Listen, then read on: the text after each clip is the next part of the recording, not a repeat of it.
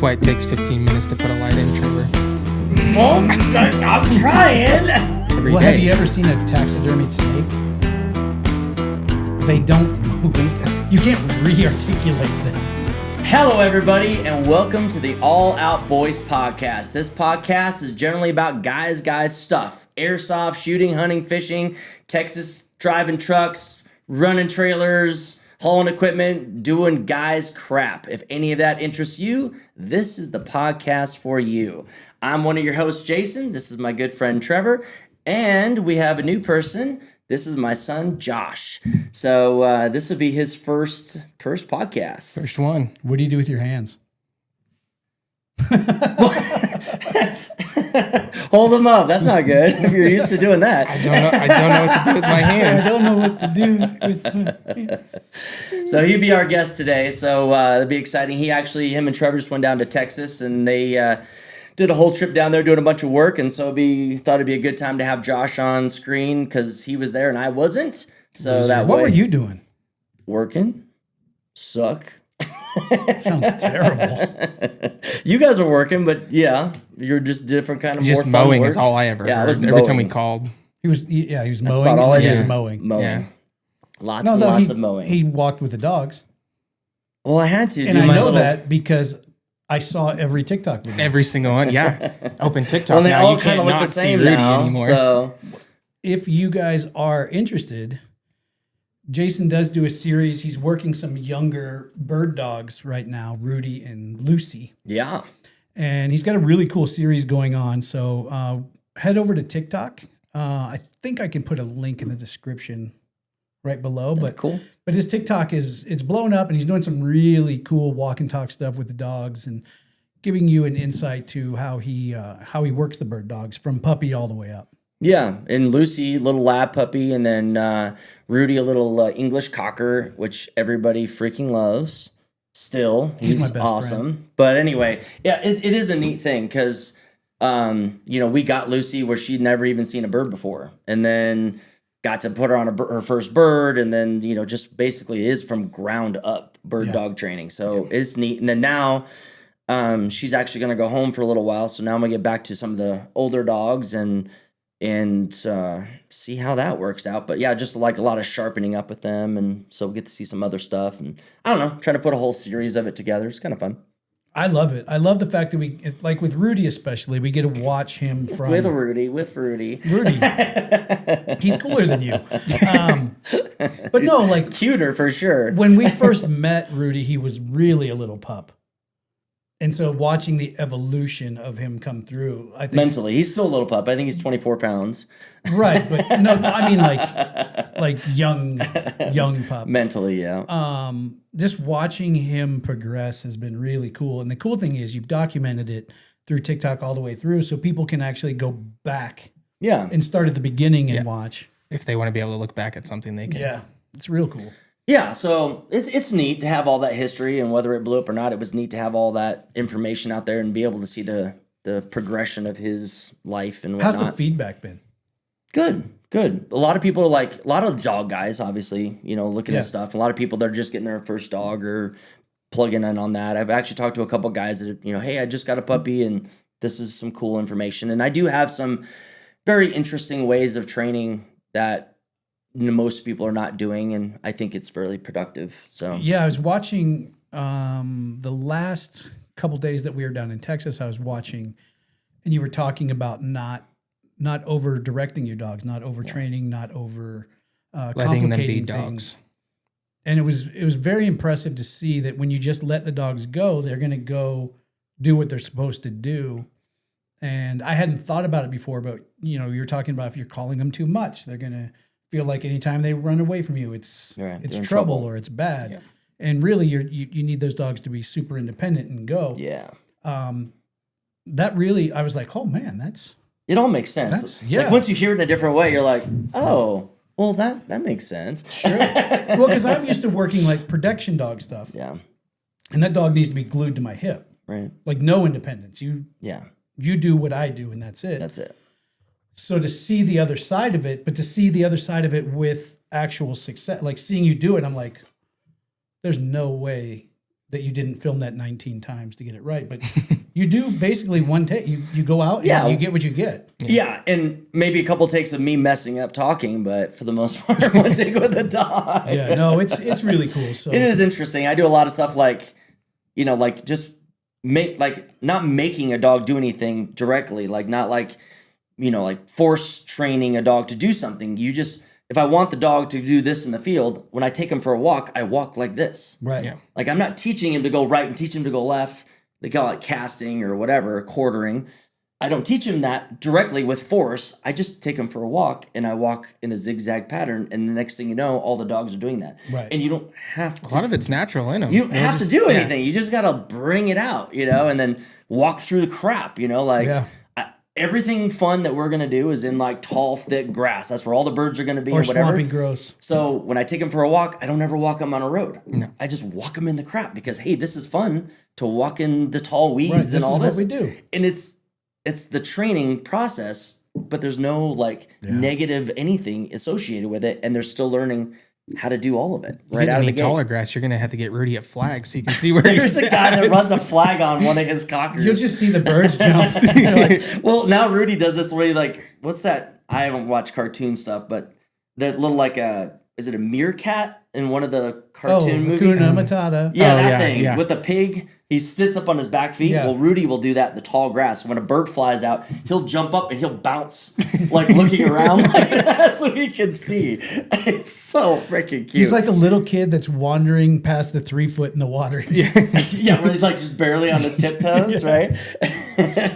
So I guided with him at 5 months or 6 months, just turned 6 months. I guided with him in the entire weekend. And dude, everybody's like, I can't believe this freaking dog. I can't believe this dog. Even He the said one he did guy's really like, good in Wyoming too, didn't he? yeah, he just, I don't know. We've talked about born him. for it. Yeah, He's born, he yeah. just, and the guy that gave it to me. He just, from day one, he's like, you want this dog. He's different. He's just different. From day one, he's like, I'm telling you, this dog needs to go to you 1% dog. because this dog is just built different. His mind is, how he acts is just different. But anyway. He is special. He's the first dog growing up that was allowed in the house. Yeah, and now or he's on the couch, Now he's too. on the couch, and even your mom let him in the bed the other day. Oh, back, game paws over up. now. Yeah, I can tell you how that goes. not well. At least he's only this big, and not like your 120 pounder. Vinny now thinks she's part of the bed. Mm-hmm. So she gets up there with her wubba on her back, paws splayed out, like you. But gets in the middle of us and Shimmies Weasels away in there. Oh Yeah. yeah. I'm like, dog. Hey, your entire life before me was on a concrete pad in a kennel with maybe a mat. Now she's like, the temperature's not good. Could you guys move a little bit?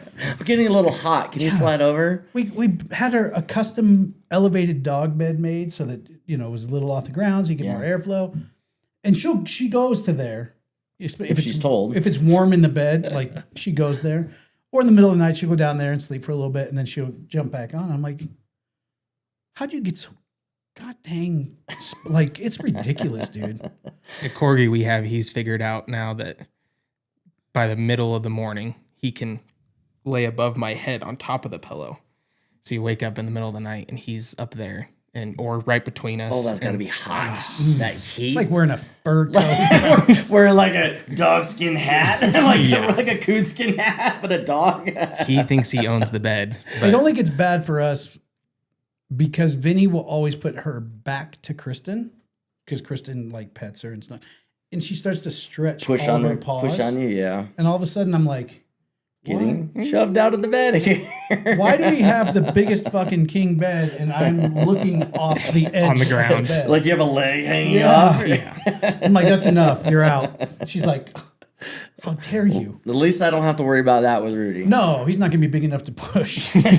He's smaller know. than my pillow. Been dragging some big ass birds. Yeah. Oh, he doesn't care, man. I bet he had 50, 60 retrieves this weekend. It was That's crazy. He's 6 months too. And there was multiple times because we're in thick crap, and I got multiple dogs, and there's birds everywhere, and guys are shooting everywhere, and it's chaotic. Oh yeah. And I'm like, hey, does anybody see Rudy?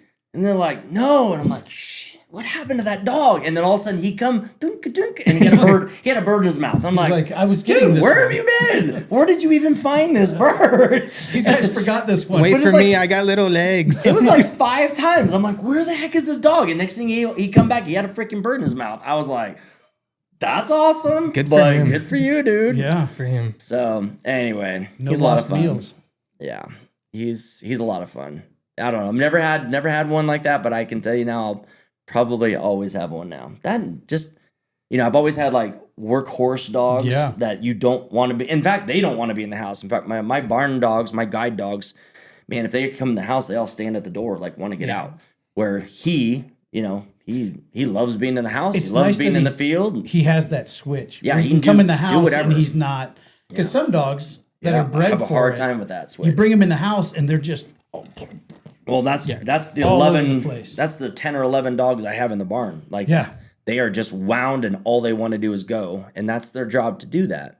And that's why they're not enjoyable to have in the house. But Rudy being able when to you get a dog that has that switch, when Yeah. he knows when he walks in turn the it house, off it's- and be cute and hang out in the cart, do whatever, and then drop him on the ground, and he's not running out far. I mean, he's definitely not finding near the birds that the pointers are finding, but anything that they miss, he Right. does. He's And then jumping them up. when we get into a lot of birds and we start shooting everywhere, that he's the one that's like mopping up all the mess. Yeah. It's like, I'm just back and forth, the back and I'll forth, the just back clean and them forth. up. I know Just when I picking bring all you these this birds, up. it's good. Yeah. So, but Yeah, that's anyway. pretty awesome. I wasn't really planning on talking about that, but it's funny. Yeah, we missed do you. That's why. I mean, we kind of missed you. I know, I get it. I wanted to Could've go. fit. It would have just been a yeah. little snug. Yeah, It was 5 kinda- guys in the truck, not as great. I didn't Well, it want was to drive nice to not have a separate. foreman a little bit. Cracking the whip. I won't think so. Get to sleep in. Sleep, is that what you like? Sleeping in. No, I generally don't care. I'm gonna get up at this time, but Well, do it whatever. depends. The amount of work and what you know you can get done kind of, for me, it Dictates when you get up. Yeah. Right. If it's like, hey, guys, we don't have enough day to get anything close to what Sun we have up to done. sundowns. So if that's the case, then yeah, we'll get up and let's go. Right. We didn't have that big of a workload, and it was probably a 2-man workload, and we took 4 guys down this weekend. So we didn't work. With 3-man workload. Scott had his own agenda. Scott was doing trim. That's what he says. It did look good. I mean, it should. For how much time he was doing. That's all I ever heard from you guys. I don't know what Scott is doing in there. I don't know what's taking him so damn long. Now I'll tell you, the weird thing is,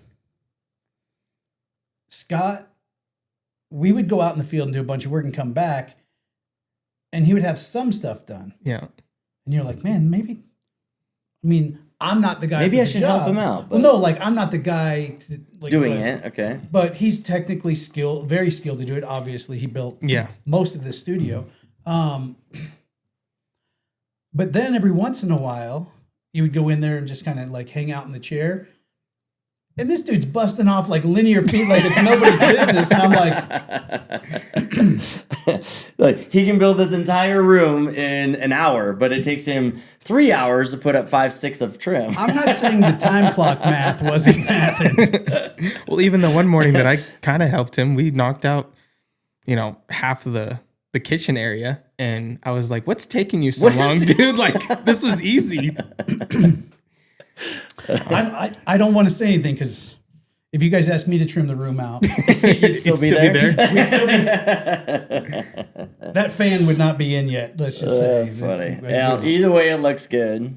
And it's cheap labor because I don't pay him nothing. No, it's dude. Every time we go down there and do a little more work in the container house, it's going to be a little bit harder to pry it from my cold fingers I wish we would have filmed that because from the beginning. Because we had no idea. Like I think we talked about that in one podcast, right? I don't little bit, want to yeah. reiterate a whole lot, but we basically are building a container house and just for fun kind of thing. Like it was as in building it out of containers because we just thought it was cool and was something we wanted to try and bought With no containers prior and just experience. no Zero idea. Just like, hey, experience. let's go figure this crap out. Yeah. And it's been a neat process. Not that there hasn't been plenty of hiccups, which there has, but it's been a neat process. And I actually wish, now that we're into filming everything, I wish I would have filmed that. Been down there. Yeah. We probably have enough pictures we can put something together. Piece some of it together or whatever. But yeah, We were talking about it's that. a neat experience, and obviously there's a ton of things I would do differently to do it again. But I don't know, turned out pretty neat. It's every time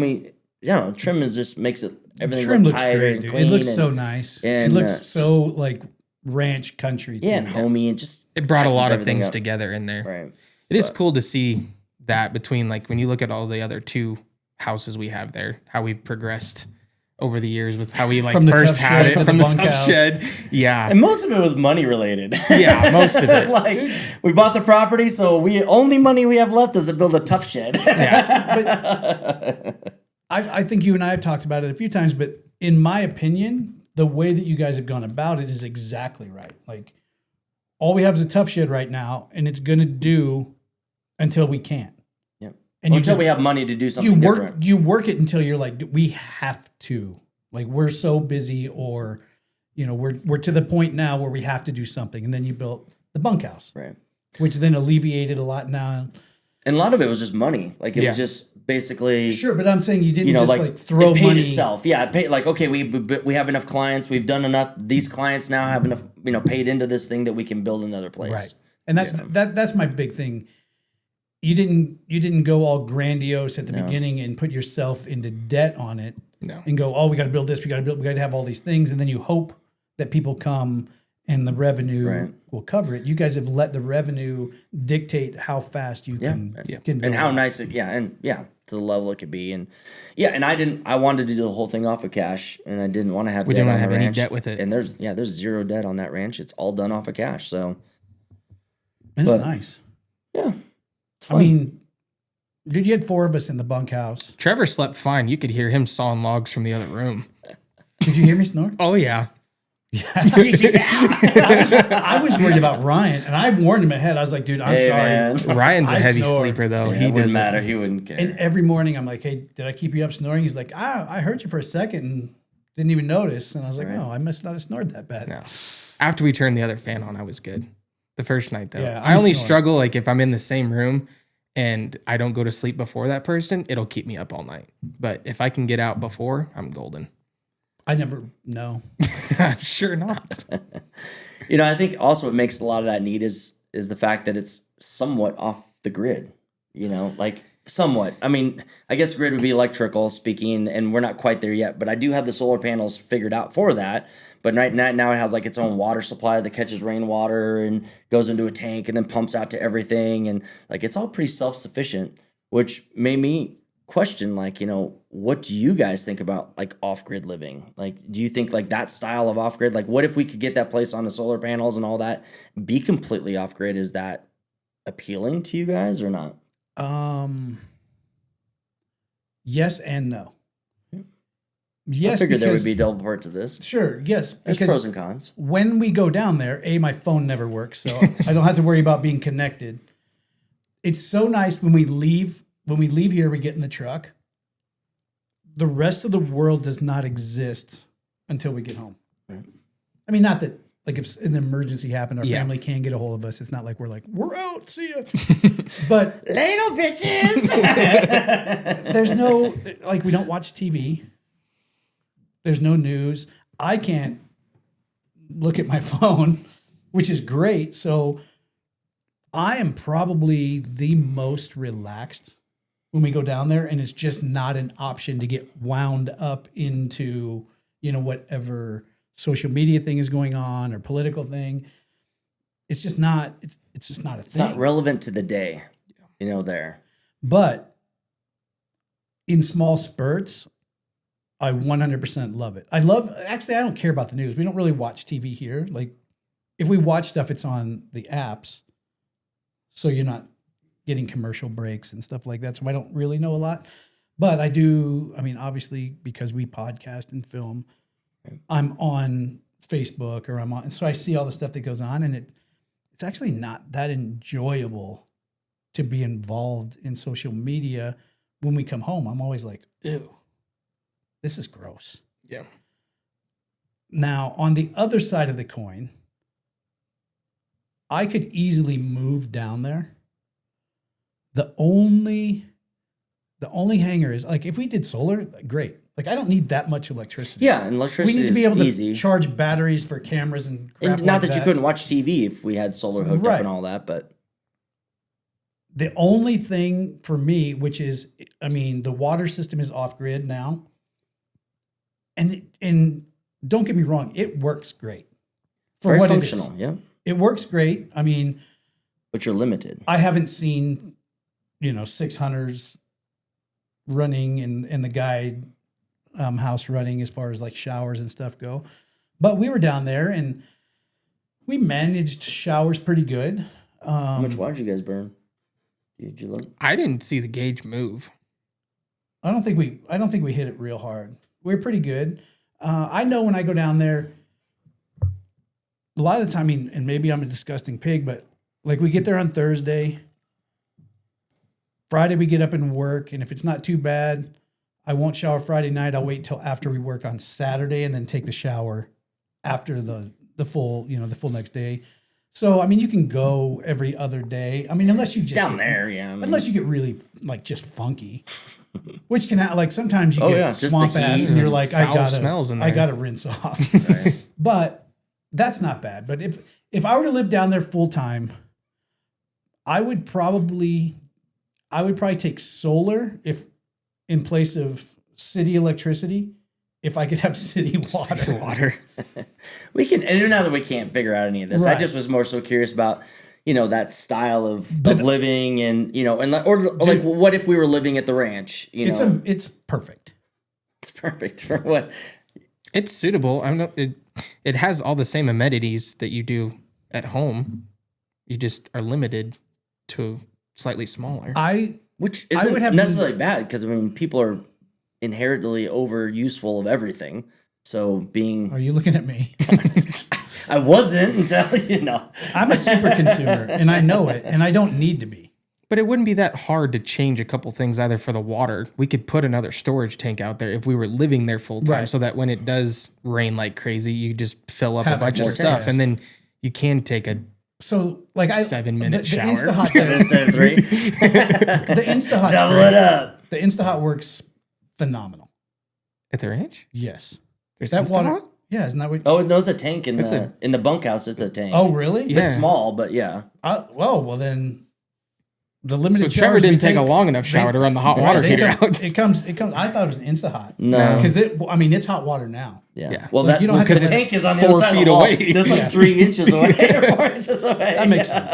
But that part of it's great. But see, that was done on purpose. Everything was done on purpose. Like, The shortest run. because, shortest run possible. So we literally put the tank, literally, I mean, it's probably like, the it other has to wall. go up the wall. So it might like 4 feet of line to get up to the shower head or whatever. Which makes sense because if So you we have to don't run any warm, extra water. if you have to warm up the shower, then it's 3 or 4 minutes of just wasted water. Yeah.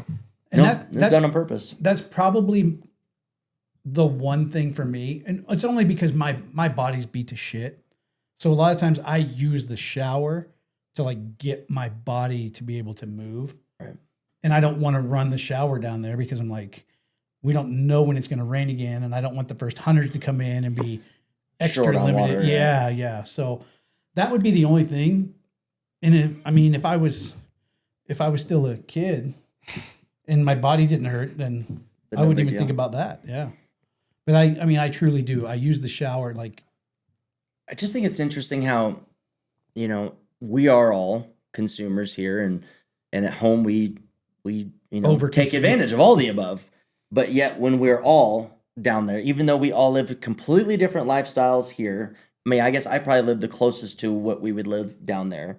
But how you can easily transition into living that lifestyle with limited water, with limited this, with no TV, and not that there Turn isn't, in the but switch. dude, I don't even and cooking think about outside, and like you're outside pretty much sun up to sundown, like and doing there's something to do all the time. And you're just busy, and then you're cook on the fire, and then you just go to bed, and then you wake up and you're busy. And it's just funny how the transition is so easy to do that. And you think you would be like missing all the crap here, like, oh man, I can't this, I can't do that. I don't care. And even if we had unlimited water, like you just go take a shower because it needs to be done. Not that like here you take a shower to like relax and like steam it out and whatever. But down there you're like, I'm just gonna take a shower to get the stink off and let's go. Yeah. But it's interesting how you can just transition into that, and it's not a big deal, and it's not hard. It's not like, this sucks, you know. Yeah, when we're down there, there's not even a discussion of. No, it's not. It's just interesting how that works. You just drive in and you go, We're here. we're in that spot. And you don't have any of the crap, which our houses are full of crap, right? Just stuff. I don't know what you're talking about. Stuff. And then when you get there, like, you don't miss any of it. Like, you're like, I don't have hardly any of my shit, but yet I'm not missing any of it. We'd have to build a whole separate container just for a podcast. Which we can do. Yeah. I mean, we could realistically. Oh, this would absolutely. This would fit. Done. 100%. Yeah. Because we're that. It's probably close to that width. Yeah. And we could make the other half whatever. Well, we know how to put them together. Cut a wall out and just put two together. Right. But I'm saying even like this is almost one container wide. Yeah. So we could even like this way. Yeah, we could easily set it up. But I mean, we'd have to definitely put an AC in there. That would get Drip it off on the microphone. You hear drip from the sweat. And that's my whole thing, because the idea behind what we're doing now is to make content pay for the things that we want to do. So we'd still, I mean, we could all go down there and that'd be great. But if we can't film content, then we're in trouble. If we can't, if we're not putting up a podcast, then we're not growing the brand. But it's not that hard, dude. Down there, I mean, this whole setup could easily get picked up and moved. And it's amazing how little you actually require. Yeah. Yeah, and this would be some extra stuff, but it's not doable. But anyway, it's just, I just thought it was interesting. You know, I guess that kind of goes into like a prepper mentality. You know, they're, you know, off-grid living and storing this and having necessity type things. And I don't feel like I'm a prepper type personality in a lot of ways, because I don't feel like the world is going to come to an end anytime soon. I think it's more so it's just enjoyable to buy that kind of stuff. Like, I want a bug out bag. Like, do I need it? Am I ever going to use it? Probably not. But I hope not. But it's fun to put the stuff in the bag and have it there. Yeah, but at the same time, it's like having the water off grid. Do you need it? No, but it's cool. You know. Yeah. Just stuff like that. It's interesting. You live so far out of town that you pre-plan most of your like shopping and you know. I mean, Amazon is between now and when it comes at your house. Whereas I'm pretty spoiled. Amazon is 5 blocks away from here. I can't say I live out in the boonies anymore, because we started getting the Amazon truck to the house. Like when he came the first time, I was like, is this real? It's like, normally this has to go through the mail and it takes a couple extra days. He's like, no, we've got enough people out here now. We're going to start coming to the houses. Which is so great. we can't get stuff next day, but we can get it within 2 days. I get stuff same day a lot. Oh yeah. Anything we need like that day, we just send it to Scott's house. Yeah. Because it'll be there that afternoon. Yeah, it's I've done the same thing with his, like, send stuff here to have the next day. Especially airsoft stuff that we're going to see each other the next day. He's like, hey, I sent a package to your house. Bring it down. I'm like, yeah. And now he's like, I don't even need to know. Like, I don't even care. Well, I felt bad because then I put a whole bunch of crap in one cart and I sent like 12 packages here. And then I called him like, hey man, sorry, but you're going to have like a load of crap. And he's like, I don't. Why are you calling me? He's like, shit's at my door all the time. I don't really care. Yeah, just, I'm going to gather it and it's going to go in the truck or the car and I'm going to see you at Airsoft and you can have it all then. Yeah, it's like the creature comforts. So I wonder if the Amazon truck comes to the Texas ranch. I bet it. Do we have an address? Yeah, I don't have a mailbox. We don't have a mailbox. We don't have. You can put delivery instructions. Leave at gate. When you drive through the pasture, you're going to pass a yucca on your right. And there's a spotted cow. Then you turn left. But then right after that, be ready because the turn is coming up. And then it'll look like you're just driving into a desert of nothing. And that's actually the ranch. Right. There's an address for it. We just need to get one of those one-way lock boxes so they can put the packages in and then just leave it outside the gate so no one can steal it. Yeah. But we'd only order stuff when we were there anyways, so it wouldn't matter. Or order stuff while ahead we're of doing being there. Yeah. Right. Yeah, I mean, does it suck? Really, does it? I don't know. It probably saves me a lot of money because I'll sit here and just doom scroll Amazon and be like, oh, I definitely that looks need cool. one of That those. looks cool. That looks cool. And I mean, I don't need it, but down there, you're like, if you need, like, you really have to need it to Right. put that order in. Well, it just made me think about all this again was, I know the lifestyle you live and you like things fast. You like your drinks. You like, going to be able to go get a coffee and Not all that. alcoholic drinks. We're No, talking. I said coffee. Coffee. Like a coffee drink Latte. or whatever. I didn't see you drink one latte while we were There's down no there. latte. This is there. my point. No, this is exactly my point. You have he specifically has all these things that he really, really likes to have. And then that's where the first time I was down, I was like, oh, I don't know how this is going to go because he can't go get a latte. He can't whatever. Can't take a 50-minute shower, like all this stuff. And instantly, it was not a big deal. I just find that really interesting. yeah. Well, that's what I was Yeah. gonna say. It puts into perspective of what I've noticed with like clients coming down when you tell them all this stuff. Hey, watch out with the water and stuff like that. But how fast they adjust and how they can see, I don't need the faucet on full blast to wash my hands. I can just trickle it out. I don't need to have this. I don't, Yeah, it's just interesting how easy it is to just pick up some of these habits down there, and it doesn't feel like a big deal. It's not. It truly isn't. But I at mean- home, it's like, oh man, I'd be pissed off if I could only take a 3-minute shower. You'd Right. be pissed off. But down there, Could you're I- like, whatever, dude, I'm good. You mean I can't get Starbucks delivered to my house and it's still piping hot when it gets here? No. Oh, okay. yeah. But I don't know. It's just interesting how people in general they think they need all these things, myself included, about a lot of stuff in my house. And then every time I'm there, I could even be there for 2 weeks at a time, and I lived out of a bag with 2 pairs of pants and 5 shirts and whatever, Yep. and it was not a big deal. And at the end of the day, thinking I could totally do this. Like even the tiny I don't house have a cabin. problem. Like I don't have a problem. Like I could live in the bunkhouse. Probably not with my wife because I heard she's more game about that kind of stuff no, than you are. but we'd need our own room. Well, you could easily put a You get the one you side, want but to she put gets the two one side. curtain.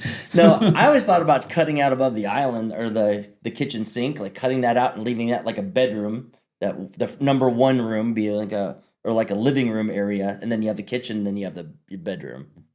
Oh yeah. Yeah. Yeah, if someone lived If in you yeah, lived, if you're yeah. living there with your wife or whatever. Yeah, if you were living there, you'd have to make that the left side facing into a Yeah, like a people have no living idea what room. we're talking yeah. about. They're like, I don't know what this Come going down and looks hunt like. pigs and you can see. Well, just imagine like a 40-foot by 15, 20-foot container. It's not a container; it's an igloo house.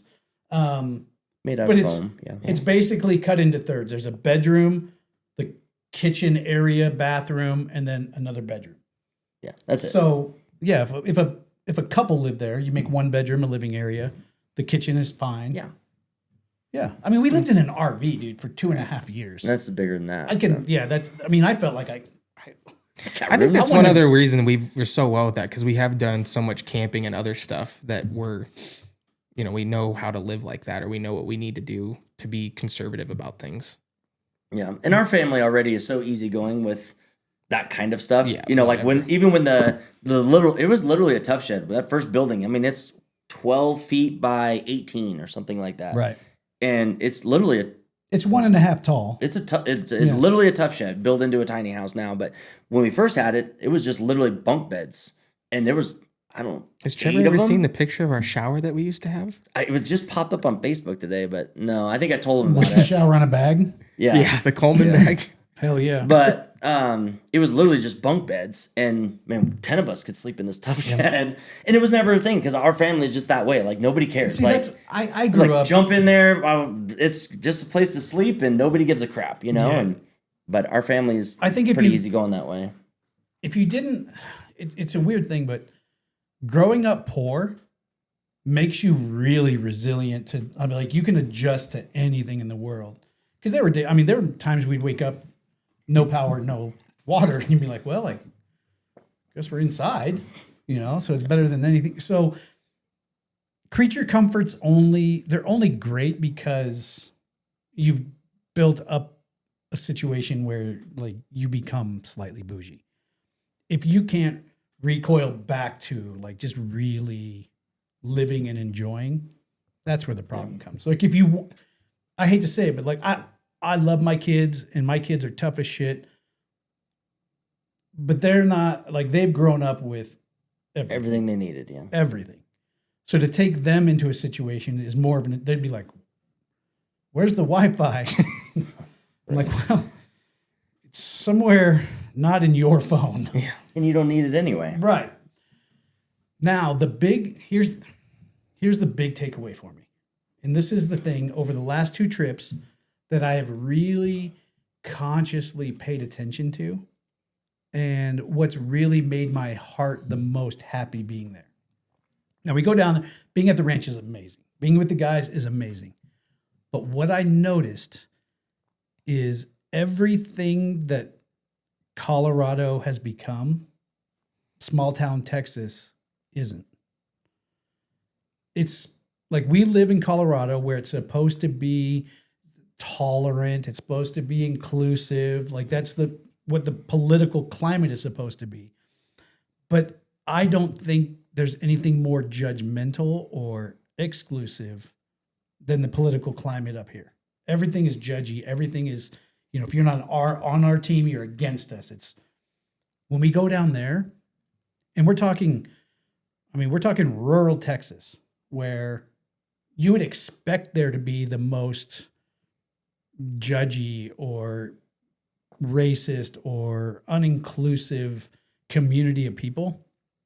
And I specifically pay attention to how people act or interact with other people.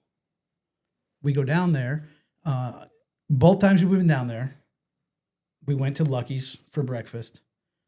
And we're sitting there eating. And then an older couple, probably grandma and grandpa, walk in with their 2 African-American grandkids into a cafe that's got 7 other tables going on. And you would think that when you're talking about, small town Texas, that's where you're like, you can't bring those. You can't do that, dude. The people were free, dude. Or at least get a look, right? Right, but they walk in, the farmer 2 tables over walks over, tussles the kid's head, talks to grandma and grandpa, goofs on him for a second, and walks out. Not a second thought about anybody's race or anybody's anything. You go like. There's a girl with purple hair working at the gas station, and this big ass corn-fed country farmer that grew up with dirt in his fingernails walks in, and the girl behind the counter is like, "Oh, Jim, we ordered those things for you. They're right down there." And I mean, there's none of the bullshit that we deal with here on an everyday basis in this state that's supposed to be super tolerant. Is the opposite. Texas is the most tolerant, or small town Archer City, Texas is probably the most tolerant situation that I've ever got to experience, where it doesn't matter. And I think it's because it's that separation, you think, of like, and I think it's everything is going on social media and just all the hype of everything. It's not and down there going on there. Everyone's busy doing something. You got to work. You got to do this. You got it's not about. I mean, I'm sure because we're not involved in the small town politics of it, but I'm sure there's like the keeping up with the Joneses to an extent. Yeah. But really, it's just people living. I've got a job to do. You've got a job to do. I want to eat. You want to eat. I need a thing. You have a thing. I can buy it from you because it doesn't, there's like not this big boundary that, we don't spend our money with them. Yeah. Yeah. It's something as simple as even like waving. Yeah. Growing up, that was a huge thing around in the countryside. But now you can't get anybody to wave at you in Colorado. Just go passing on the road. Not too bad out where I'm at still. But it's funny how you like pass this border line on the way to town. You go from this to like. No, there's zero friend there. No friends. Sorry. Yeah, it's just, dude, just being hyper fixated because I was like, There's got to be something going on I'm not seeing, or Well, like I just- looking for something. No, I just Oh. wanted to know. I like, is it different here? You know, because I mean, let's be real. When you think about Deep South or Texas, especially, you're like, oh, there's no way that people just mix and commingle and everything is good, because all you hear is how because it's pretty conservative when you say. I mean, Oh yeah, very Really conservative. Republican, pretty conservative, and you're like, oh, down there it's got to be completely segregated. It has no. You know what's segregated? When I come up here, when I go down there, people are like, Do you, man? I don't care. Yeah, I don't it doesn't care. matter. And that's the thing. They're not worried about what their neighbor's doing, unless their neighbor's in trouble. Then they're like, hey, do you need a hand? Which I used Chuck again for that. Yeah. Up here, dude, you couldn't. There's no way. If I broke down on 136 going to I-25, my car broke down and I pulled to the side, it limped it over. Every car would just bzz, bzz, Yeah. bzz, Oh bzz. yeah. If we were pulled over on the side of the road on the way to the ranch, the first car that went by, they'd be like, hey, you You'd be guys back good? on the road in 10 What's going on? minutes. Yeah. Yeah. And you just don't have that. And I mean, is it small town? Maybe. Or is it just Yeah. A little bit. they've got it right? Hard to say, but it feels different.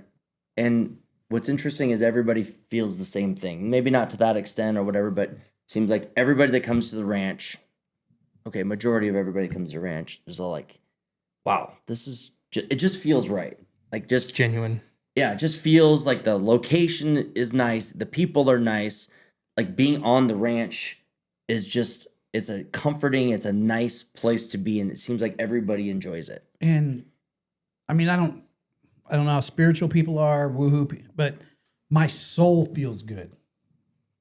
You know, like I've gone to places that are cool, but it just like my soul is not being enriched. I don't feel And like, it's weird because all I've done is work your butt off down there. and I don't give a shit, dude. I truly don't. Like I'm like, let's go. But it's or is that it? You know, and is that part of the guys mentality? sure. Getting back to some roots of being a guy. Like It sure is nice. sun up to sundowns, like getting shit done, putting your hands Mm-hmm. on something, working, sweating your butt off, but being able to look back and see it an accomplishment of like, okay, that's done. Look what we did. We And freaking did that. I think that's a huge. and then part you of it. feel that because you're like, shit, yeah, we freaking did that, and that looks awesome. Because when you wake up every morning, What else? Can there's we a do? list of things that need to be done, but that list of things is propelling you and your group forward. It's not like for a common goal. right. It's not like, oh, I've got all of these things I've got to get done. They have no bearing. Like they're not. I'm not going to feel better about them tomorrow. I'm just going to probably have to do them again. That's how it is in the city. You know, you wake up, you do your job, you do this, you do that, and tomorrow you wake up and it's like lather, rinse, repeat. And you can never turn around and go, oh shit, Yeah, that looks good. that's all my stuff. Yeah, Yeah, Like, when you're building something we with your did hands, this. you can do that. Yeah. when we wake up there, it's like, yeah, there's a big ass list of shit, but guess what? You just go. And it can be small stuff like putting. You guys put the seat in the skid steer, right? Yes. Was it a pain? No. Was there? Well, I see a small. There's some shit going on with that. No, it was fine. There was a lot of, we should have thought about it more instead of, because we thought it was just going to be easy, slide it in, slide it out. But then it was the bolt holes weren't lined up in the same way. So we took it apart like 8 times, it seemed like. It was just something that was like, this should have been this easy, but we made it that difficult. Hey, when that happens. There's like 3 possible bolt pattern combinations based on And we the have none different of them? seats. No, it fit Oh, exactly. it did fit. Oh. It was supposed to be universal. But it fit in the right bolt pattern. If you start off the wrong one and put it all together and then go, Then it oh, the works. seat, I can't bolt this other half of the seat. Okay, well, then we just moved it. And then let's just say we did it right because we did it 3 times. Yeah. Well, the point that I was getting at is even something as small, or should have been as small, as putting in a seat in the skid steer. But we've been dealing with this crappy seat for freaking 10 The towel years. on the Right. seat. And then all of a sudden we put a new seat in it, and you're like, yeah, that's nice. Like, now I got a new You got a seat. fancy one because you can like adjust it and like can lay Oh, I back know. in I it. did it up for $50 on Amazon. No, but it's things exactly like that where you're That's like, the point I was getting at. if you wrench on something today, guess what? Tomorrow, that thing that you wrenched on just made something better. else easier for you to do. And now it's just even more nice. And when now that seat being parked underneath the shed, not getting rained on and snowed on, you know, is it's going to last a lot longer. So anyway, it's nice to have those accomplishments, and I think that's also what fills that soul. Yeah. Of what you keep talking about. Just it feels right. Well, it's not widgets. It's not just widgets in the machine. It's actual stuff that's getting done. Right. And that part of it for me, I mean, you get to live that life for pretty much full time. You know, up at the ranch, here. It's still a vacation down there in a way, though. Right. Like, yes, we do that every day, but it is nice to go down there and be able to get away. Right. Like You don't have the everyday BS on top of you. But he wakes up every morning with the same amount of mowing that has to be done, the same amount of dogs that have to be trained, the same. But all of those things, when you like, he's working the dogs. Guess what? Tomorrow the dogs Are a little better. are a little better and a little better and a little better. I mean, if I do a financial analysis on something, I just ship it back, And you never stress hear anything over. about it again. Yeah, it's different. Yeah. And I think especially with people with, you know, like our mentality, we'll just say guys for lack of a better term. Right. You know, that does like hit something at home. You know, it like hits something inside where you're like, this just feels like what I should be doing. And this feels good to be doing this, even though it's extremely hard work, even though the hours are long and you're driving 10 hours to get there and then work your butt off and then driving 10 hours home. It still feels good at the end of the day just because it's that type of work. And it that, doesn't feel like it at all. Yeah.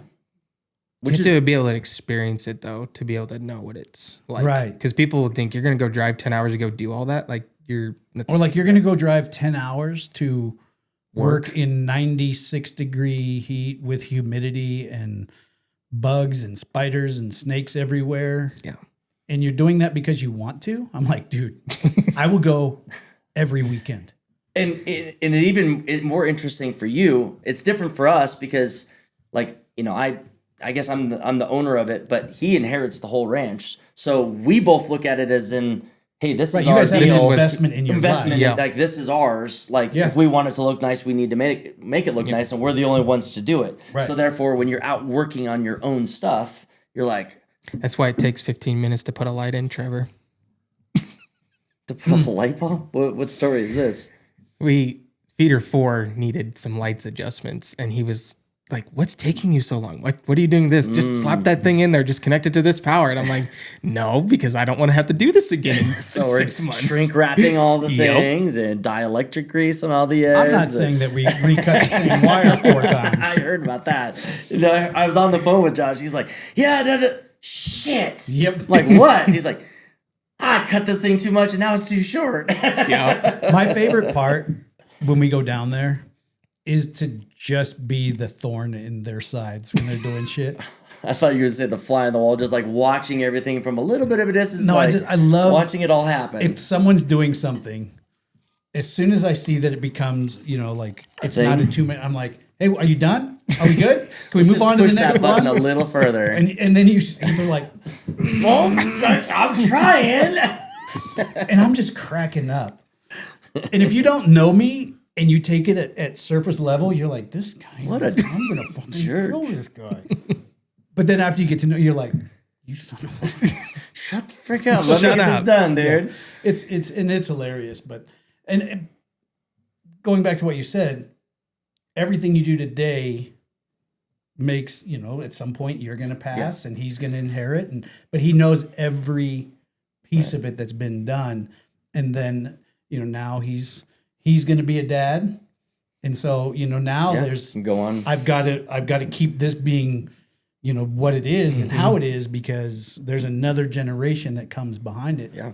And I've used that to my advantage a few times because I'm like, hey, this orange truck, this is going to be yours. So Let's make sure you it's- probably ought to do some maintenance on it. Well, If you want to keep running, and now you have to keep it running so your kid can learn to drive a stick and drive an old truck the way it's supposed to be and learn what 2 keys do and all that kind of stuff. So now it's How got to many be people know running. that there's 2 keys to that Actually, thing? I just posted that. Yeah. Did you guys see that? yeah, I Yeah. love it. Kind of pissed some people off, but it was funny. There's just two. There's a picture of just the two keys. If you Right. guys didn't see it on Round my key, TikTok. square key. Yeah, Round key and square I'm key. like most people. I think I said a statement which was a little pokey, but it said, "If you don't know the difference, and your parents or your father failed you," which I just thought was funny because I wanted to make sure my kids knew what two keys were and Yeah. how and just how cool it is to drive an old freaking truck around and being a manual and all that kind of stuff. And that is the best truck in the world to learn in. Because you don't have to feather any don't have gas. to You do stick it. it low and let it go. You can dump the clutch in low. Let it go. It's Yeah. awesome. But yeah, now you got to keep that thing up and running so your kid can drive that around. And I guess it's a little different for me because it's not a legacy thing. Right. But That was the other side. in of it. my mind, it But see, you're already. Did you hear him make that statement? I was complaining about a skid steer breaking down, and he got all heated up, and he goes, "Well, our skid steer is da da da da," and I'm like, "Your Where's skid skid steer steer? when I say I don't mean like I know. I just thought it's it not was like funny. I have ownership in it. It's that I have You invested like the, I'm the invested seat, in it. in Like, the seat for sure. But no, it's like everything there. Like. Is it going to make me money on the other side? No, it's not. But it's part of the life that like we're all building as a team, and I want everything to be the best that it can be. Right. You know, I'm not like And I love that about you and this whole Yeah. idea is, I had no idea how this was all going to go with you and down Sure. there and all this. And now just to see you, which I think I made that statement in another video that we'll post at some point, but you had asked about how the ranch makes me feel and the people coming up and working and helping and family and all that stuff. And at that time it was, I really enjoy, one of the biggest parts I enjoy about the ranch is you being so into the ranch and the kids like wanting to go Right. and they're like, yeah, let's go to the Texas ranch, and then all the little things that they bring. Oh yeah, let's make steaks on the grill and let's go thermal some fields and like all these things that you guys enjoy makes me feel good. That because I bought the ranch and I didn't know if it was going to go. And at that time, like your mom was not in on that page. She's like, I don't care if I ever go to Texas. Yeah. There's too many bugs. There's too many snakes. I don't want to do it. And now even she's like, oh, I'll go. And now she's guiding her own deals. And now you're like, yeah, I'm in.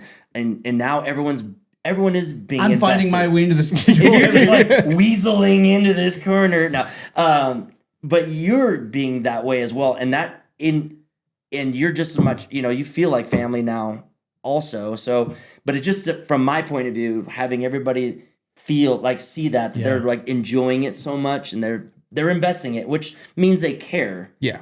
about it, which makes When me that's it. feel good. And that's the best part of it for me. If you brought somebody down there and they're not like bought into not financially, but just like the mentality and the understanding, the idea of what that ranch represents, I think someone would self-select really quickly and not want to, if they didn't get it, like if their mind just could not click into place and go, you understand that this, like for me, the payback for me is just how much it feeds my soul, how much it feeds like my love for living and doing things.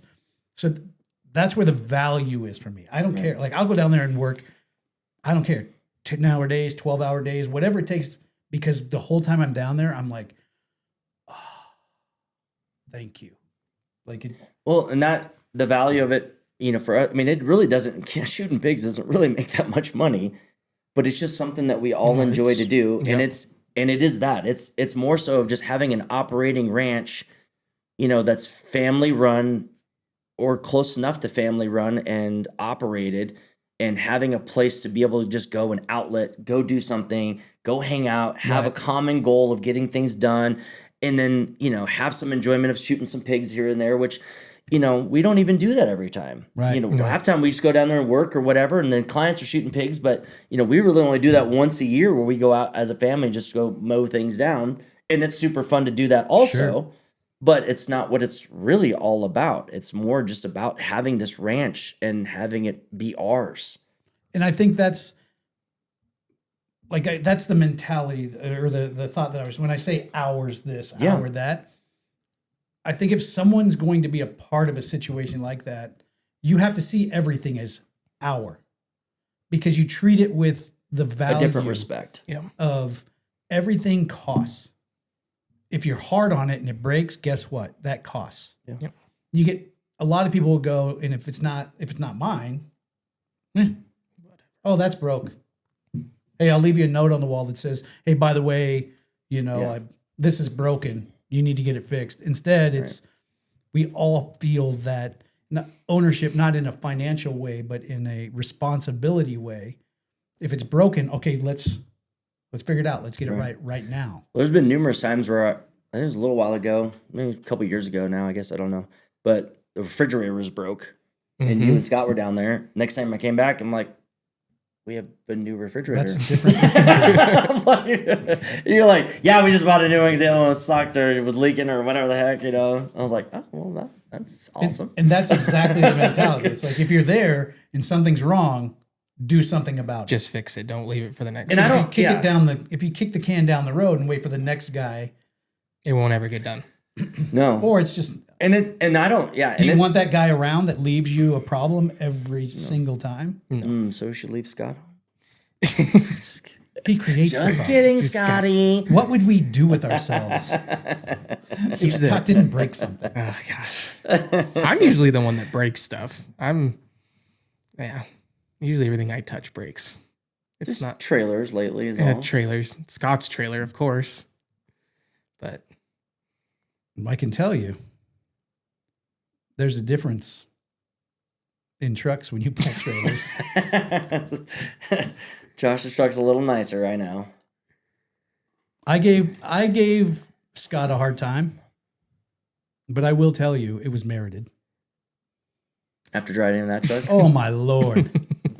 The way he tried to gaslight me into believing that all dualies are going to ride That's just what happens when you're driving a 3500 dually. I was like, well, for me, I was like, listen, one thing I know is every like cattle guy, ranch guy, they all drive big ass dualies. And the one thing they won't do is get the shit beat out of them driving down the road by their truck. Those guys put miles. They're 10 hours in the truck is nothing. yeah. And so he was like, dude, it's just how it is. I was like, I'm not sure that's I'm not true. sold on it. And then, dude, we took Josh's truck down. Which is still an F350 Dually. long bed, four, yeah. 4-door. I'm just gonna say naps were a possibility. Oh, you guys all napped on the way home. I napped for like 20 minutes. Everybody got a nap in. We had a new rule when Jason's not there. Yeah, I'm sure. Somebody has to be awake with the driver. Okay, well that's fair enough. The last guy, if you cannot fall, like if you're the only other guy awake, you have to wake somebody up, or you have to wait till someone wakes up, Okay, and that's the rule. The driver's never awake by by himself. himself. That's fair. Yeah. That's fair. Now, when you go, it's apparently Everybody's awake. Did you not let him sleep? He dozed off. I got a picture of it. Oh, jeez. I got I got a good like 10 minutes. There is some part. It is only 10 hours, but there's parts of that can get kind of drug on. Oh yeah, And especially when you're doing it so much. Well, and sometimes in the back seat of the truck, you just get the rib. And you're like, I don't know what's happening, but I'm out. One last thing, which kind of ties into our last part about, guys and feeding their soul by doing things and that type of personality, which really interests me with you guys never meeting before. And literally last Thursday, you guys jump in a truck together, never met, never nothing, heard some stories. And the first picture I see, you guys are jacking around, wrestling in a parking lot on the way to Texas. You Yeah. guys have not known each other for hours, and we're already to that level of a relationship. It either happens or it doesn't. How interesting is that? But I think when the group mentality is the same, even if there's ancillary players, you either fit into the fold or you don't. Like I wouldn't have been invited to go on the second trip if you knew that I was not going to fit in the or load, right. just. And with me, I ripped the Band-Aid off early. And either it bleeds or it doesn't. Like, I'm going to start giving you shit, and I hope that you're at least returning fire. Right. Because if you're not, then I'm like, oh, this is good. There was no break-in period. The Band-Aid was just ripped off, and it just was another trip to Texas. Like he had been with us. Isn't that weird?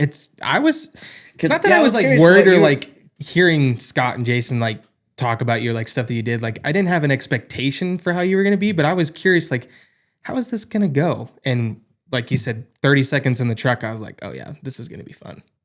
We're going to have a good time. It's funny how it just like the right mentalities of certain people just fit. Well, and you know them and you know me, and you're not going to put something in the group that's going to make it less productive because that person doesn't, it's like square hole round peg doesn't work. People are either our mentality or they're not.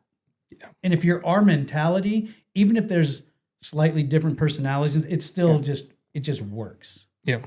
Well, it's just like, Ryan being a little bit kind of quiet and standoffish at first. He's kind of quiet. And then, then he kind of gets into it a little bit.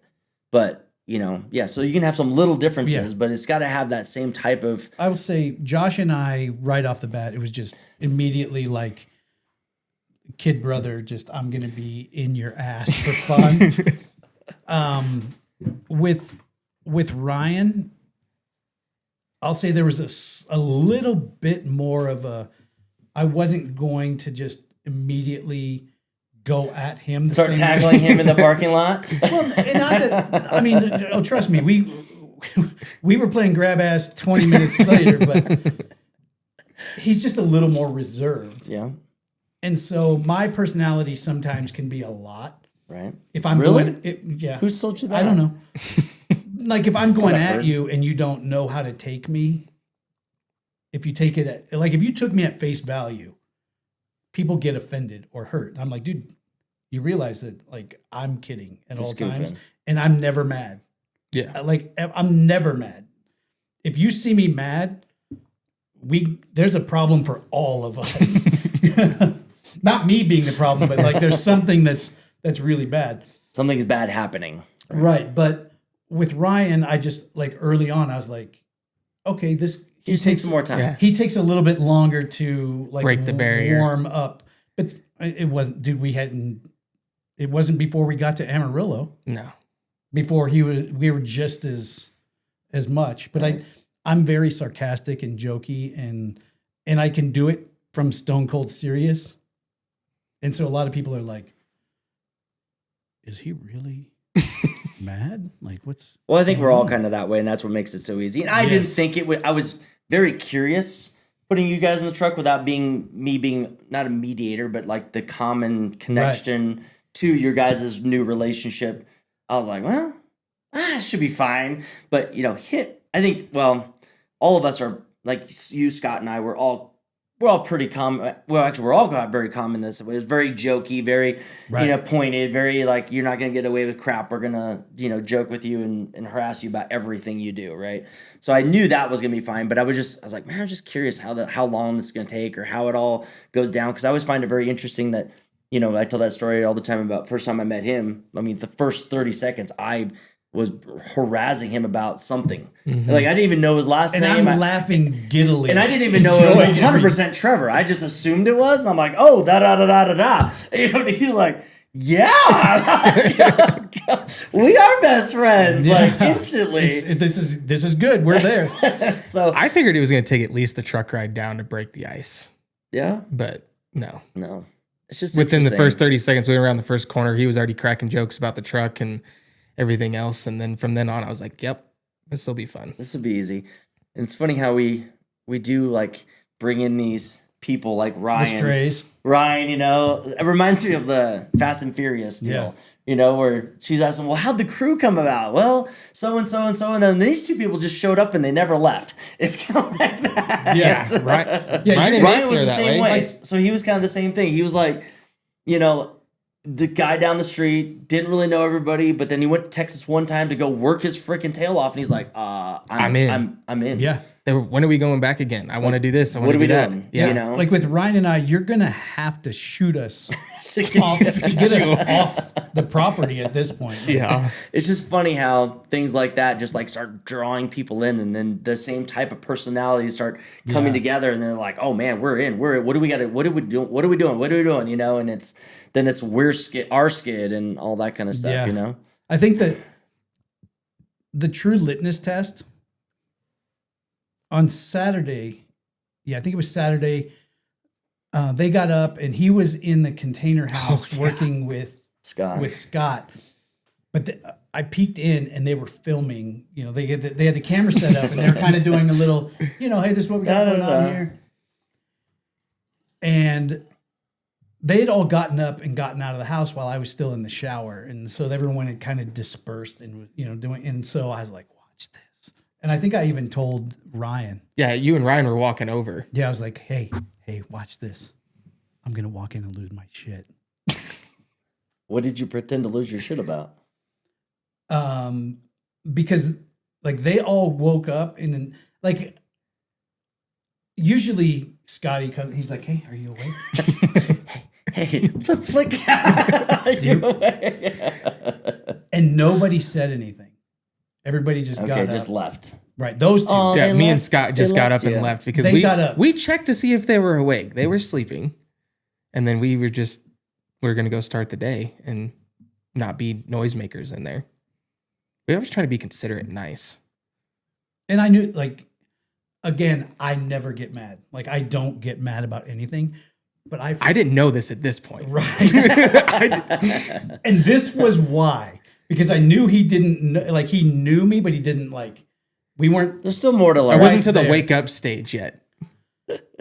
You're not ready to go there and No. stick your finger in his nose and wake him up. Well, I'm looking through the window and I can see they're like Doing their thing. smiling and having a good time in front of the, and I flung the door open. I'm like, what is this fucking bullshit? You guys just get up and fucking go do your own thing. You don't even tell that. I'm like, And he's like this. You're like, oh shit. And then I just turned and walked out of the container house. What'd Scott do? we were both like, dude, we were trying Oh, to be wow. nice and like, They were wanted trying to explain. defuse. Yeah. like, it's okay, dude. Like, you're here now. Like, let's go do something. What do you want? Do we need to get you You're some here now. food? It's okay. The reason I had to walk out of the container house So you wouldn't bust up laughing? because I was cracking up inside. Yeah. And I walked out, and then they came back out after me. Like I saw Scott like stop the video, and then and I was like, just so you guys know, I promise you, I was not bothered. I was not angry. I just saw that you guys were recording, and I thought it would be hilarious to just come in and flip the switch and watch what happened. And right when I was cracking up outside, and they came walking out, and I was laughing, and they were like, Oh, you're fine. Oh, jerk. "You son of a!" And I was like, It got me. If that's what you're after, it got me because I'm like, oh shit. I was like, I didn't think we were supposed to didn't wake realize I was him up supposed to because we wake were this sitting there guy talking up. about like, oh, Trevor's not going to get up till 8:30 or 9, and I was like, well, it's 6:37. We can't go bug Trevor. Go away. And then there I come, just stumbling in. But it was perfect. It was absolutely, because he didn't know that I Right. definitely don't have a temper. But I came walking in, and it was one of those things where, why would someone be that mad? yeah, no, And I came walking, and I was like, dude, you guys would have to absolutely try to make me, like, you'd have to put a plan together, and there would have to be a 3-part system. I just don't get mad. we thought about it, but then I said I didn't want the backlash of what comes after when you actually get mad. No, I don't. Like, and down there, it'd be almost impossible. Yeah, You'd have to bring a snake. It happens. a snake. Mm-hmm. Oh yeah, you and the. You'd have to bring a snake. He said he was going to set the ranch on. Snake. No, we didn't. No, that's 2 trips now. We saw a bunch of scorpions though. Yeah, there was a lot last Yeah, time. whatever. Yeah, They're no, neat. no snakes. We offered to call Casey and go snake hunting with him, but he didn't want to do that either. Weird. There's got to be one underneath all that tin out there in the back. There's got to be. I can tell you that It was still warm enough. It was. I had the same chat with the snake at Big Texan that I had last time. And I just, I'm not convinced that that's not fake now. it's real. It is. I've taken multiple pictures. Unless they change it. That's all what I'm the saying. time. Like, what's stopping them from moving him every day? Well, have you ever seen a taxidermied snake? They don't move. You can't re-articulate them. Maybe it's They just, like, stuffed him I've with- never seen him move. Like, I've seen him in the different positions and everything, Yeah. but like Maybe it I just stood hates there you. and stared at him for a good 30 minutes before, and That's he- why it takes 10 and a half hours to get to the ranch. No. We're not now. Freaking, it took us 12 Yeah. and a half It hours did to last get. time. I was like, Yeah, even your mom's like, what are you guys doing? I'm convinced it's going. It's got to be. It's going that way. I can make gotta it from my house to that ranch in 9.5 Yeah, it's hours. under 10. Under 10 hours, and that's just stopping just for the fuel. Maybe it's because no one turns on GPS to say there's a faster route. Okay, we only missed the one turn on the way down though. Right, but maybe the route that Scott has laid out is not actually the fastest route. And no one ever goes, See, secretly, Scott doesn't care about which route as long as it starts at his house and ends at his house. He doesn't care which way it goes. right, but he always says, oh, no, turn here. We got to take this way. And you're like, why? I've never gone this way before. And he's like, no, this is the way we go. Yeah. I mean, maybe if you just turn on GPS with the And let it location tell you and it which goes, way's faster. Well, we did the It's- math on it too last time. It's farther miles as well. Yeah, I've The never, miles I I've don't never care taken about, that long but- to drive down there before. No. Other than if we had trailer problems and Well, a couple eventful trips. there's plenty of that. Yeah. You guys didn't really have any of that either. I truly don't care how long it takes either way because As long as it's not travel Scott's day is truck. a travel day. And Yeah. as long as it's not Scott's truck I'm sitting in the back of. With massaging. Those seats really massage in the back seat? Not the back No, seat, the just back the Okay, I front. was like, doesn't jeez, that's pretty fancy. No. But they sat in the back. They have heated back there, but it is 90 something degrees. You Yeah, we didn't need that. any heat. No. I But we will- did find for thermaling, that is the perfect truck.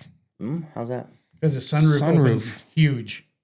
Oh, It's got the full panel roof. So you can, Scott just either put his knees on the center or just stood up in the passenger seat. Oh, And that's so you can be awesome. up and about above everybody. And it's not dusty. And you get a full 360 view. That's awesome. Yeah. And we could watch it on his phone. And then I did it on the phone, but I can put it on my iPad still. Then you Right. can, whoever's thermaling, Can you still can put watch. that on the screen Right. so that everybody else Everybody can can watch. see it. Yeah. Yeah. That needs to happen. I thought about buying an old ass Escalade and having it down there for that, but then Yeah. having one with a sunroof is even better. Yeah. The And sunroof that is a sunroof game of changer. his is- two of us could have stood up out of it. Yeah. That's awesome. The only thing that would make it more cool is if it opened both ways. So that way you could just stand up in the back seat. Yeah, because it's like the front seat and back seat, huge glass, but only the front opens. Only the front opens. So if we could Right, open it right. the other way, that would be perfect. Yeah. But I mean, it's would be pretty cool. damn cool. Yeah. And it's fun watching. Even it's I just just fun watched watching. the phone. I'm like, Yeah, you're just glued to that thing watching. what's that, Cal? What's that? Same Coyote. cow. Shut up. Multiple cows. Well, what's nice about it too, like I noticed between me and Scott is normally you're having to tell somebody to stop driving or like slow up here or whatever. If you're watching it, You gotta you are already slow- yeah. iterating it for you Yeah. because we're seeing the same thing. Yeah. And you So guys you don't both have to know- talk. Especially when you're like doing this and all of a sudden you like stop and Yep. you're like really like, oh, something is there. I can slow down. Yeah. Yeah. Makes sense. Yeah. Yeah, when you've done it together a lot, you know what you're looking for together. And even if the guy looking through the thermal doesn't see it right off, there's a couple times where you're like, "Hey, pan was back to the right." Yeah. Well, we did that with yours. I was looking at it through the screen and Scott was kind of going fast. I'm like, no, there's something right there. I said, turn a little more left, right there. I'm like, there's something right there. And then sure enough, it was. But because, it is different. I mean, looking at a full screen compared to the screen on the thermal. Right, You know, yeah. You're looking at the little peephole or whatever. For sure. Yeah. There is things, someday maybe, there are like cameras that you can mount on the truck and like, FLIR cameras. yeah, like have full like thermal cameras mounted to the truck and like look around with it and all that kind of stuff. And Yeah. Well, I thought even something that might just make the thermal we have better is figuring out a way to mount it on a helmet or some type of head thing. Because when you're bouncing around the truck and it's just sitting there shaking the whole time, if you can make it somewhat stationary, it would be, But it's still going to bounce. yeah, a little Maybe bit, your but not as arm much might as be with a your little hand. I shocked, feel I like don't your know. body's a little bit more, like if you're going through a bunch of bumps, then you will be doing this. But the hand, it gets every little motion. Sure. And yeah. or just buy a drone and just hang out in We camp. need the Matrix eating T30. steaks and just fly all the fields. Dude, I'm telling you that the DJI Matrix T30 you can go like 4 or 5 miles. How much is it? And it's 12, 12 13,000. grand? Yeah. Is I it, was is thinking it like- off the phone or do you get a headset with it? No, it has a screen, Oh, jeez. like a full screen. And you can split screen it and see the thermal and And then just regular like And the night. IR, yeah. That would be cool. dude, but you can But how quiet is it though? Because we were talking about that when we no, were the doing thing is you can Put it's it got way a, up. it's got like a I want to say it's like a 700 plus 700 zoom. Jeez Louise. So, I mean, you can go way the hell up. So you can't, like, I can fly it straight up till I can't hear it and And then zoom in fly on it. a license plate. yeah. There are Because that is the cheaper one big ones. thing maybe, with the maybe that's we just look for a cheaper one first to get started. Yeah, but it's the same thing when we did with the night vision. But we It's need gonna to- be like, oh, we know there's something better and we're gonna want that. Yeah, that's the problem is how can we get it high enough? Right. Because we that we're did not test that with the scaring pigs in the everything. pen, and I think mine only went, I think we were 800 or 900 feet, and they still were like, Could hear it. They're what's that? Alert. For to sure. it.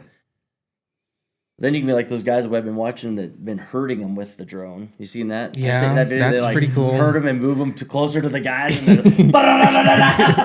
it's pretty awesome. Hawk's like, damn, dude, that's not That's cool. pretty rough. Yeah. Not super fair. I will tell you, the barn sour with Scott was in full that effect. freaking guy. He was the best I've ever seen him on our first trip. And maybe because I was there, I don't Dude. know what, but I told Trevor, It I was said, like, be ready. I said, 200 times. When we went down there, it was a little bit. mhm. When we went down this time, the night before, he was already It wasn't even the night. It was like 3:00, and he was. for the next let's day. get this ready. Let's get Yeah. this cleaned up. Let's get whatever. He was like packed, tools sorted. And we talked about it. Started the truck to let it warm up. We talked about it the night before. He's like, I'm going to get up at 6. We could be ready. And I was like, dude, here's the You deal. can get up whatever time you want, sucker. I'll get up at 7 if you want to leave. I'll pre-pack and I'll be ready. Like, I'll get up at 7 and I Be ready could at be 7:15. at 7:15. I could be Right. out the door. Dude, at 6:20, his head was not just in the room, but through the top and bottom bunk hole. And he was like, hey, you gonna get up? You get up ready? And I'm like, dude.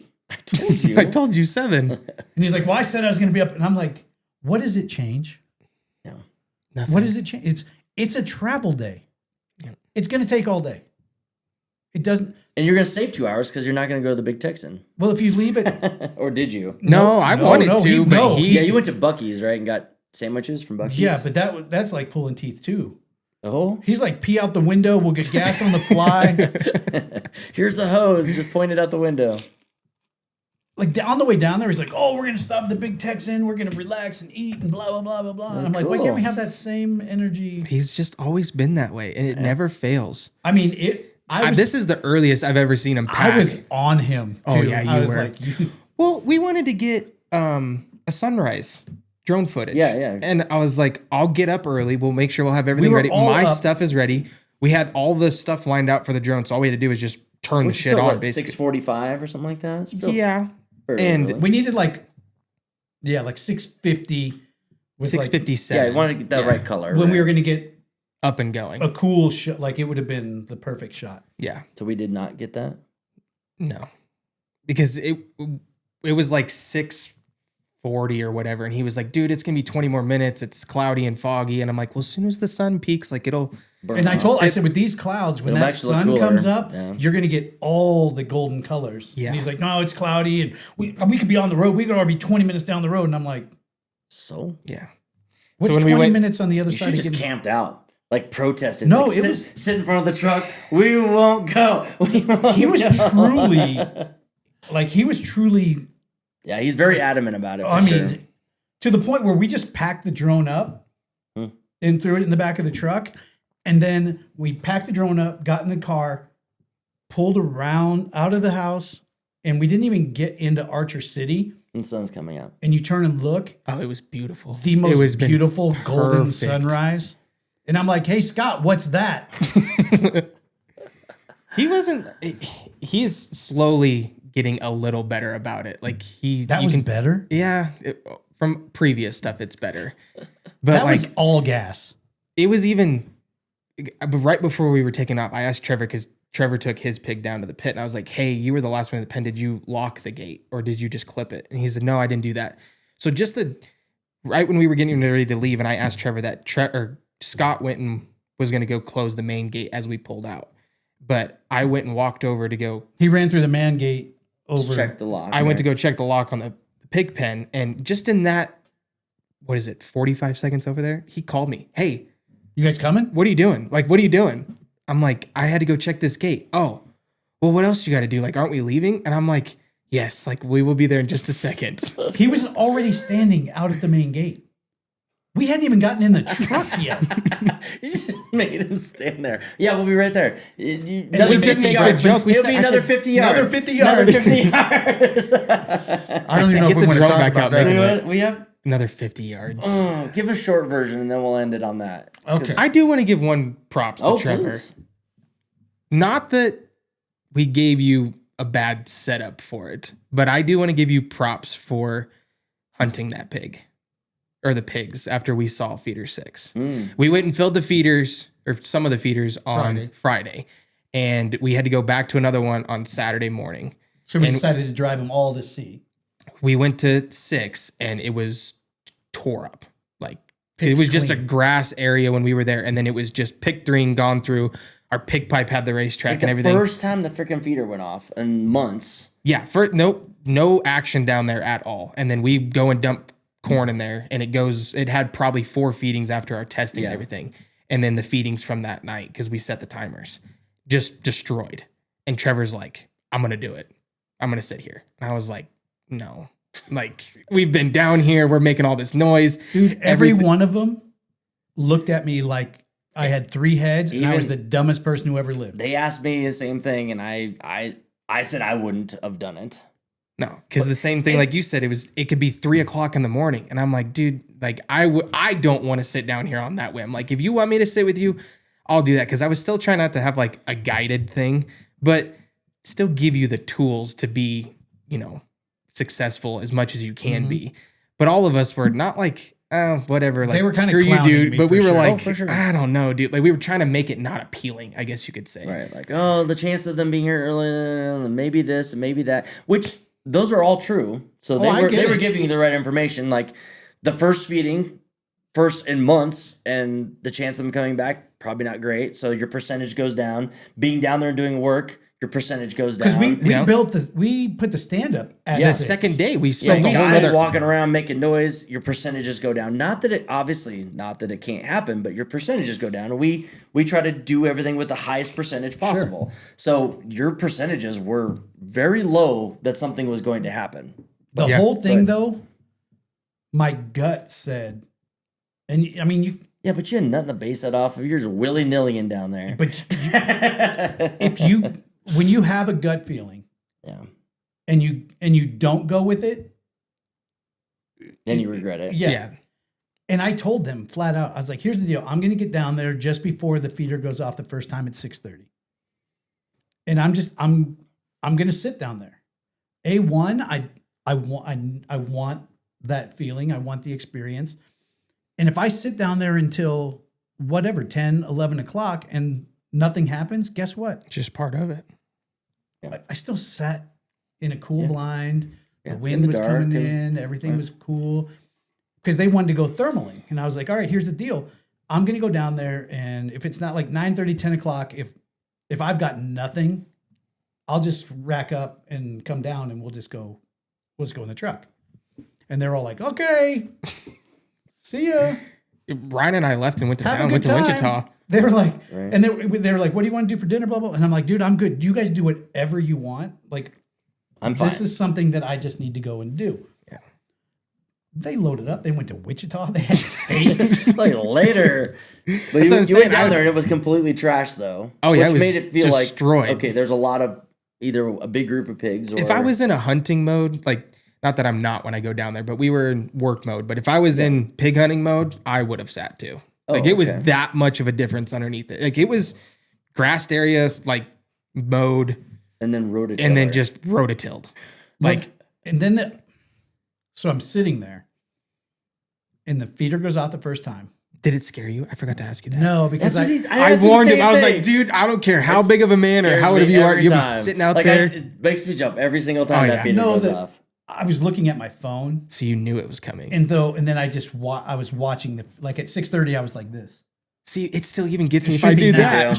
Should be right because it's so quiet, and then. Well, then not having hunted it before, not being an avid hunter like you guys by any means, ever done that situation, and never been situationally like that. So we're outside of the pen. They're not. These pigs were not. This was 100% as wild hogs. Wild hogs. And we didn't even know they were there. There was no cameras, and that was the other. That's where you lose me. There's no camera. If there was a camera and I could see, later on, like what actually came in there, I'd be like, okay, well then there's a pretty good chance there's a better chance they'll be back. But with no camera, no time, we had no. We weren't fenced. It was nothing. I mean, they could have been over there. They could have been raw as it They gets. could have been 8 miles away by then. A dog could have ran into there and ran them all out of the area. Whatever. So I'm sitting in there at 6:30. The feeder goes off, and I watch it, and I'm like, oh, and the sun's not quite down yet. It's on its way down, so you're getting that little twilight. And all of a sudden, like 5 good size whitetail. They come in and they just start eating. And then my mind starts calculating and figuring, and I'm like, man, what if all of this was because deer in the first place? These deer came here yesterday because there was corn, and deer are creatures of habit. And I'm like, what if this is it? What if I'm just going to sit here and watch 5 whitetail eat up all of this corn and then have to walk back and them all go, see, dummy? Because realistically, and the group of them that came and they were eating, and I was like, actually, probably no one would have said that because everybody enjoys just seeing animals. Right. Now watching 5 whitetail eat at that close range, I was like, and just hanging out, and it's super fun anyway. But it just in your mind when you're like, you think it's one thing, and then something else presents, and you're like, oh shit, maybe I was just completely wrong. No, that was for sure pigs that was underneath the feeder with the way they tore it up. And so I was like, well, you know what? But he didn't really know that. No, I don't know for fact by any means. But I was like, you know what? I'm gonna sit here through the second feeder, like 9:30. If I haven't seen anything by 9:30, I'll call these guys because I know they wanted to go thermal, and I didn't want to hold that whole end of it up. Dude, the feeder spins up at 8:30. I'm not gonna say. So the deer's still there? The deer had been there, and like right before the feeder spun at 8:30, they left, and then the feeder spun, and they started to come back. So I don't know if they got spooked or if they were just They walked off, and then right after the feeder spun, they came back, but they came back like barely, like kind of hesitant, testing the water. And I will say the 8:30 feeder definitely is different than the 6:30 feeder. When you're sitting out there by yourself for a really long time, staring into this black abyss, and it still go like you're like it's going to go off any minute, and go, and you're like, boom. But not even 5 minutes, and I hear, and more than dude. I thought they were coming from underneath my. They're like, it's so loud, and it's, and I'm like, well, something's not being quiet. And I turn and look again, and it's dark. 18 bacon bits and 3 or 4 big uns. And those little ones, they fight the whole way there. They're just like running into each other and tackling each other. And when you ever see it in the daylight, it's amusing as crap to watch because they just fight the entire way there like little siblings, and then that's food time. Yeah. Yeah. So they were loud as shit coming. Oh, yeah. Because everything is starting to dry out a little bit. So everything's a crack and a scrape. But then, and I'm just sitting there and I'm like, oh, crap. There's pigs. There's pigs here. Oh, I got to shoot. There's pigs. There's pigs. There's pigs. I love that feeling. And I will tell you that I did not set myself up for success because I hadn't been in one of these stands. So I set my rifle up and I was like, I think this will be all right. And then it was time. I was like, this is not right. My chair leg is not balanced. So I thought, oh, I'm going to make noise and I'm done. but I got everything dialed. And I mean, you saw the scope video. There's one that I really wanted, but that thing, it either kept turning head on, or every time it would go broadside, 2 little bacon bits would pull in front of it. And I'm like, well, not doing that. Mm-hmm. Not, I mean, and then that big sow comes in from and I was like, whew. And all of a sudden you watch, I'm going over here. And I waited and I waited. And I was a little nervous. I felt like I had a really good trigger pull.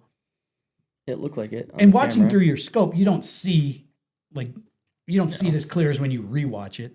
So I thought I had a good trigger pull, and I heard the sound, and they were all gone, including that one. And I was like, not twice.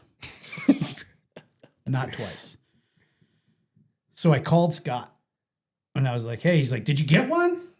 And I was like, well, surprised he had to ask. I was Surprised he didn't hear it. He did. He said he thought he heard it, but that's pretty far away from where he was. He said he heard a gunshot, and he said he heard a big squeal. Because he had just walked outside. So he was, I mean, if anyone's going to hear I think it. so. And I was like, all right, I know I put a round on. It didn't drop in place, so I don't know how far. And I kind of heard the in his voice. And he's like, all right, well, I'm spraying for bugs. Let me finish this up real quick, and then I'll head out there with the truck. And I was like, cool. Thinking, in my mind, everything's going 100 miles an hour. We need to be right here, right now. Let's go. And in his mind, he's like, Tuesday afternoon. Get there when I get there. So I climb out of the stand. You're not supposed to leave your blind. You didn't give him the orientation now. That's what I'm saying. We didn't set him up for any of this. I was the only one out there, so I was pretty safe. Other than pigs eating you, no. Other than the fact that Potential wounded someone may pig. have only sent me out with 2 rounds. Scott sent him with 2 bullets. You only need 1, I guess, but 2 rounds. I'm like, oh, okay. I get out and I'm like looking around by the feeder, and I see a little bit of wet, but it could have been like pee, or it could have mud, been, or it could have been anything. Water coming off of a pond or something. And all I have is dummy me, the one who carries Your an phone extra light? pack of everything. I have my phone, and I'm like starting to look around. And I've done it with my watch light. and then you're hearing everything that's ever stepped anywhere in that, and you're like, ooh, it's dark. Yeah. And there's a lot of things It's besides dark. me right here. I'm not even on the fence side. So anything could be coming. And I was like, get over the fence, yeah. okay, hopefully he comes soon. And I start looking around a little bit. And then I turned off my flashlight, and I was just kind of standing out there just listening. And I looked up. Yeah. Amazing. And I saw the most beautiful sky at night that I've ever seen in my entire life. you got a couple good pictures the other nights too. Yeah. I thought it was the dust. And then I took the picture, and I was like, that's the Milky Way. Yep. You can see the frigging. Oh yeah. And I sent a text to Kay Miller, and I was like, you got to see the sky out here. She's like, I have to go now. Like, she wants It like, really to is her, incredible. It is the darkest area in the world, because there's like no light pollution, and you look up and the sky is just going. Yeah. And I just stood there for like 2 minutes, and I was like, this is Pretty awesome. friggin' amazing. Yeah. I'll give Kay Miller the picture, and she can drop it in. But for all the stars that come out on the phone, Yeah. like through. And I only have a 13. I can't imagine what catch your up. guys' camera You was didn't gonna catch half of it. So anyway, I'm out there, and then I will say 7 minutes felt like about 2 hours. Because It I does don't for know. everybody. I don't know if, because the pig did not drop in place. You don't know where it is. I don't know if it's hurt and it's just laying in the bush right over Wait there. to get you. Because you guys have all told stories of, you knock one down and you think it's, 10 minutes later you're walking, and then it just pops up on it. And I was like, I'm not going to go picking through much by myself. So I just stood there by the feeder, and I got a little more brave, and I turned on my flashlight again, and I was like, oh, I definitely got a good shot, because there was arterial spray. And I was like, okay. Whew. There's a little pressure off, I'm little like, pressure. okay. I can't have 2 trigger pulls and nothing. There's not a better sight than seeing those overhead lights on that pickup. He's coming to rescue bouncing me through, from so- the dark. He pulls in, he's got his headlamp on. He's like, well, what do you got?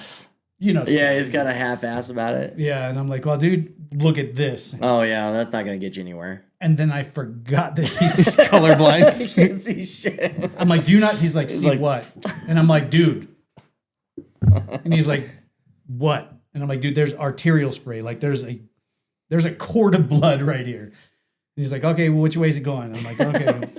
Point the direction. We walk 5 more feet. Another. Were you in Wichita still, or where were you at? They were just getting home. We were just getting back because when we pulled in, I was like, Ryan, the orange truck's gone. I was like, maybe where did Scott go? Maybe he went to town or something. And then we went through all the houses and I didn't see anybody. So I texted Scott and I was like, where'd you go? And he was like, oh, Trevor shot something. I was like, are you serious? Like, really? Like, I want to go. Why didn't you tell me? So All right, sorry. we took one more step into the brush. It's maybe 10 yards 10 across. yards. It was 10 yards. maybe from the 10 feeder. yards from the feeder. Flashlight hits, turn. He's like, it's right there. And I'm like, oh, God. What a feeling, huh? Yeah. And I mean, luckily, I listened, like you ingrained in my head, top of the shoulder, slightly forward. Let's get into that, And I went in one shoulder, through the major organs, out the other shoulder. That thing was in 2-wheel drive. She couldn't go anywhere. Done. That's exhilarating. What a roller coaster. And I tell that about everything, but it's having that, you're going in there with a low percentage, like, Yeah. it's a problem and not I going to knew work. everyone was laughing at me. And then to have deer come in, you're like, okay, well, this is cooler. But then you have the drop again because you're like, oh shit, is the only thing screwed this coming is up. deer. And there's no pigs and it's just deer. So you have a drop in your emotion you're level again. You're like, oh, this sucks. And then, then all of a sudden you hear something and it's like, oh, and then they come in. And when they Yes. come in, it's like, because the light, you guys look at some pictures. If you go back on any of our stuff, you'll see the pictures. But the glow, it's just like a red glow on the ground. And you can't, around it, anywhere else around it is can't pitch see black. nothing. You can't see nothing. Outside of a 6-foot circle, you're not Yeah, seeing maybe, anything. maybe a little bigger. But yeah, just And if a you try to look, circle. you're just going to drive yourself crazy thinking Yeah, there's other things your out eyes there. will be seeing all kinds of crap. But it's nothing. It's black abyss. And then all of a sudden it just, everywhere in the light is pigs. It's freaking amazing. And that was exactly how there was nothing. I heard a sound and I was like looking out the window because it sounded like they were right. And then I looked back in the reticle. and you're like, I was like, oh my. yeah, was- and it takes a second for your brain to like go, oh, wait, hey, oh, I got I'm a job shooting now. Like, oh crap, I gotta go. Well, yeah, because you look down and like there's 20 hogs. There's 20 of them under this. And at no point before that was I calculating for that. Right. I thought 1 or 2, maybe 3 are going to come in. When I looked, I was like, holy, oh God, what do you do? Now what? Now And then the what? morality of it kicks in, Yeah. and you're like, that's a lot of bacon bits. There was probably 15 babies. Yeah. And in my mind, I'm like, I want to make this shot, but I'm not going to take a shot that possibly just hits one of these little babies Mhm. and not, something that's full grown.